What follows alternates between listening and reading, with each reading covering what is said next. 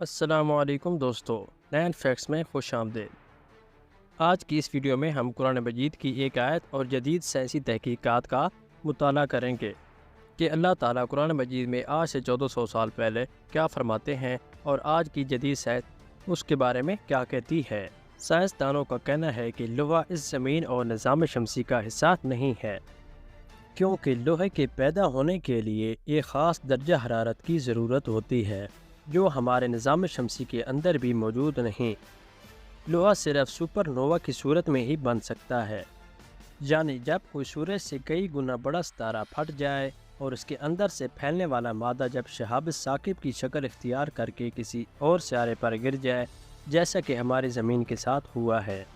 سائنسدانوں کے مطابق لوہا ہماری زمین پر بھی اسی طرح آیا۔ اربوں سالوں پہلے اسی طرح شہاب ثاقب اس دھرتی پر گرے تھے جن کے اندر لوہا موجود تھا۔ اللہ تعالیٰ نے یہی بات قرآن مجید میں بیان فرمائی ہے۔ 1400 سال پہلے اس بات کا وجود تک بھی نہ تھا کہ لوہا کیسے اور کہاں سے آیا۔ قرآن مجید کی 57 سورت جس کا نام سورت حدید ہے، جس کا مطلب لوہا ہے، لوہا کے نام پر پوری سورت موجود ہے، اور اسی سورت کی ایک آیت میں اللہ تعالیٰ فرماتے ہیں، اور ہم نے لوہے کو اتارا، اس میں سخت قوت اور لوگوں کے لیے فائدے ہیں۔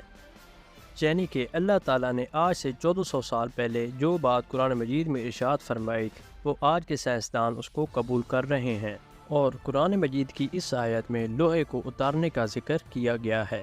اس کا مطلب یہ ہوا کہ یہ لوہا باقی زمین کا حصہ نہیں ہے۔ اس کا مطلب یہ ہوا کہ یہ لوہا اللہ تعالیٰ نے ہمارے فائدے کے لیے زمین پر اتارا، یہ زمین کا حصہ نہیں تھا۔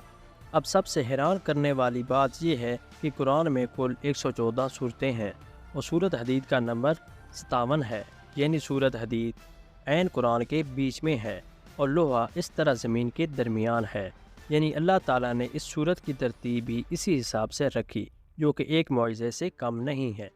یہ بات حقیقت ہے کہ لوہے کے بنا زمین پر زندگی تقریباً ناممکن ہے۔ لوہا ہیموگلوبن کی صورت میں ہمارے خون میں موجود ہے، جو کہ خون میں آکسیجن کو پورے جسم میں پہنچانے کا کام کرتا ہے۔ اب سورت حدید میں رکوع کی کل تعداد 4 ہے، جبکہ آئرن کے 4 ہی ایسوٹوپس ہیں۔ ہماری زمین میں سب سے زیادہ لوہا زمین کی سب سے اندرونی تہہ میں پایا جاتا ہے۔ زمین کی اندرونی تہہ 80% لوہے اور 20% نکل پر مشتمل ہے۔ زمین کی اس تہہ یعنی انر کور کی پیمائش موٹائی 2475 کلومیٹر ہے، جبکہ سورہ حدید میں حروف کی کل تعداد بھی 2475 بنتی ہے۔ سورت حدید قرآن مجید کی 57ویں سورت ہے، جبکہ سائنسدانوں کے مطابق انر کور کا درجہ حرارت بھی 5700 کیلون ہے، جبکہ آئرن کے ایک ایسوٹوپ کا ماس بھی 57 ہے۔ اب ہم ایک اور زبردست حقائق کی طرف چلتے ہیں۔ اب ہم بات کریں گے کہ لوہا کس طریقے سے بنتا ہے۔ ویڈیو میں آگے بڑھنے سے پہلے ہمارے چینل نینس فیکٹس کو سبسکرائب کر لیں تاکہ آنے والی ہر معلوماتی ویڈیو آپ تک بآسانی پہنچ سکے۔ ہر ستارے کا ایندھن ہائیڈروجن گیس ہوتی ہے، اور گریوٹی کی وجہ سے ستارے کے مرکز میں فیوژن ریئیکشن شروع ہوتا ہے اور ہائیڈروجن ایٹم دوسرے ایٹم سے مل کر ہیلیم گیس بناتی ہے۔ جب کسی ستارے کی تمام ہائیڈروجن گیس ختم ہو جاتی ہے تو اس کا ایندھن ہیلیم ہوتا ہے، اور ہیلیم کے ایٹم فیوژن ریئیکشن سے نائٹروجن اور پھر آکسیجن بناتے ہیں اور آخر میں لوہا بنتا ہے۔